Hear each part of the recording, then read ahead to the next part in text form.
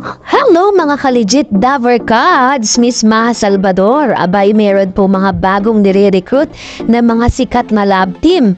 Maaari nga bang mapasama ito sa bilang mga legit Daver Cards na magpapadagdag ng mas lalong higit na mga viewers ang lahat ng yan? But before that, if you haven't subscribed yet to my YouTube channel, please don't forget to like, share, and subscribe. At hit mo na rin ang notification bell for more showbiz updates. Let's watch this video. Alin, hindi na pala or hindi pa pala nagre-renew ng Katniel ng kontrata nila sa ABS-CBN. Nag-expired na daw itong buwan ang kontrata ng dalawa, pero matuning pa rin natin silang nakikita. Pero sabi nga ng ilan, baka kasi siguro, diba, nitong mga nakaraang events, parang missing. Diba, hindi na masyadong aktibo ang dalawa. Pero naging aktibo naman daw sila sa pagkikipagkita daw.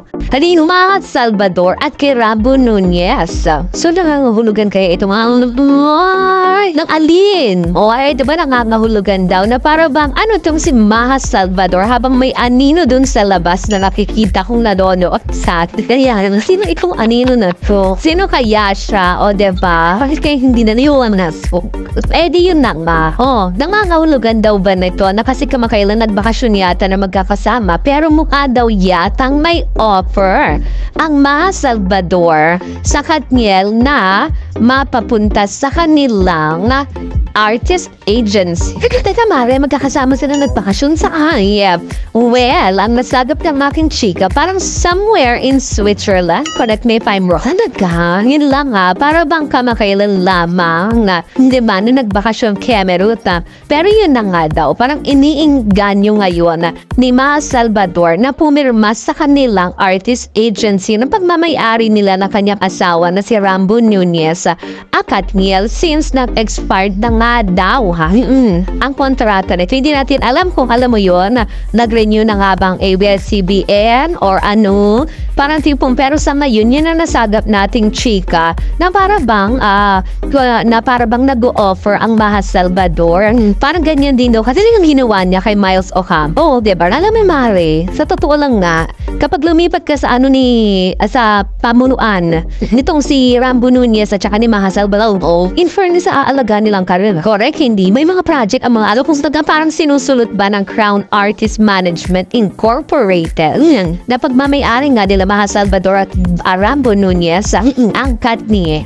At kung sakali mang umalis ang Katniel sa Star Magic Mare, choice naman nila yun. Diba? Trabaho pa rin ang hinahanap. Kasi lang para bang na yun iniisip ng mga tao perang papusok ng papusok ang mga, alam mo yun, ginagawang proyekto ni Catherine Bernardo. So parang nagtatahi-tahi sila ng para bang konklusyon na parang, baka nga may something na kasi kung talagang sila pa yan, hindi naman din papayagan daw ni Daniel na magagagal yung project.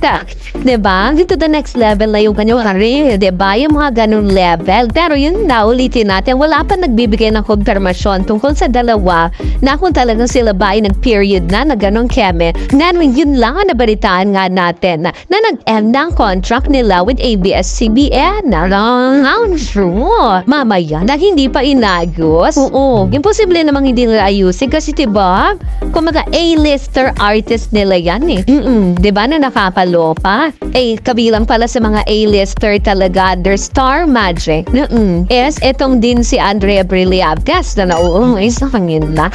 Kaya nakakaloka. Ang daming yung nagsisay na tipong, Maha, may ay sulot agad. Pero magkano kaya ang kontrata? Ayun ang hindi na pa natin alam. Kasi kumaga, eto'y ugong-ugong panahon na chika na nakipag-meeting. Parang yung bandingan daw ng couples, diba, somewhere out there, para bang turn into business.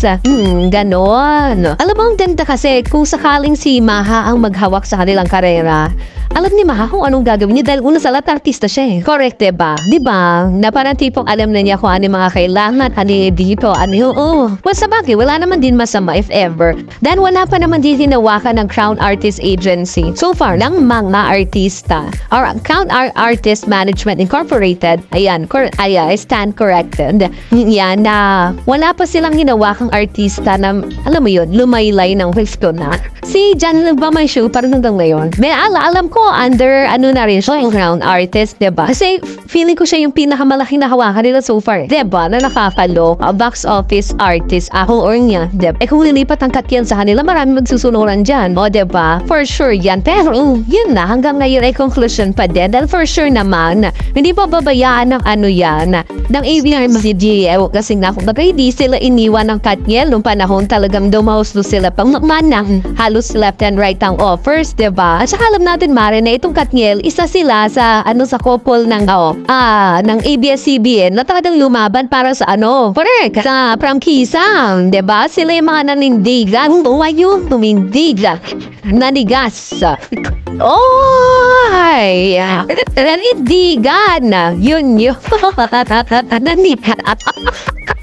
Pero mas gusto ko nga si Daniel. Diba? Hindi pong firm na. Yun ang ibig sabihin nun sila nililigan. Firm. Kasi matigas. Gusto mo ba manindigan si Catherine? Bakit ba? Hindi, for sure naman. Paninindigan nila yung isa't isa. Hindi ako naniniwala na, alam nyo, walay na sila. Naku, mamaya may chika ko sa'yo. Ay, talaga ba? Oo, sa akin sa kanila. Ay, naku, yan ang sama-sama natin papakatutuhan yan. At syempre, sama-sama din natin pakatutuhan ng mga natatraffic ngayon. Oo nga, at yung mga nasa Grab, ng mga kasama natin, yung empleyado. Naiipit sa traffic, ba? Anyways, yan po muna natatapos yan. Wala pang kumpirmasyon ng lahat. Ulitin lang din namin na nagkaroon lang po ng leakage ang sinasabing meeting ni Maha Salvador at ng Katniel. Patungkol nga dito. Pero syempre, sila pa rin man din desisyon kung saan nila gusto. Diba? Kasi trabaho lang din naman in-offer. Hindi naman siguro nanunulot si Maha. Oo, diba? Yung mga ganong aspeto. Tumutulong nga siya para mabigyan ng trabaho. Diba? Possible kaya Mara na magkahiwalay sila ng maghahawak ng karir nila. Depende siguro, pero for sure hindi naman din eh. Diba? Alam mo naman natin, 11 years, tapon mo na lang ganun mabigla. Kasi si Bea at saka si John Lloyd, di ba magkahiwalay? Pero they're friends. Pero hanggang ngayon, Mara, wala pa silang wala pa silang show together. Oo nga. No? Pero parang may niluluto ang Viva. Ay, kanakas. Yan daw balita. Eh, di ba dininay na ni Bea Alonso? Hindi, kasi ang alam ko lang na muna ngayon na parang ongoing is John Lloyd and Zara talaga. Sarah Hieronimo. Meron silang gagawin project under Lima. Hindi labati, pero Hieronimo. Sino ba yung sasabihin ko? Labamba. Parang Sarah Labamba. Sarah Balababdag. O kaya, Sarah, ang munting prinsesa. Anyways, ayan, sumayin niyo mo muna ang ating unang chika for today's video. Sa aming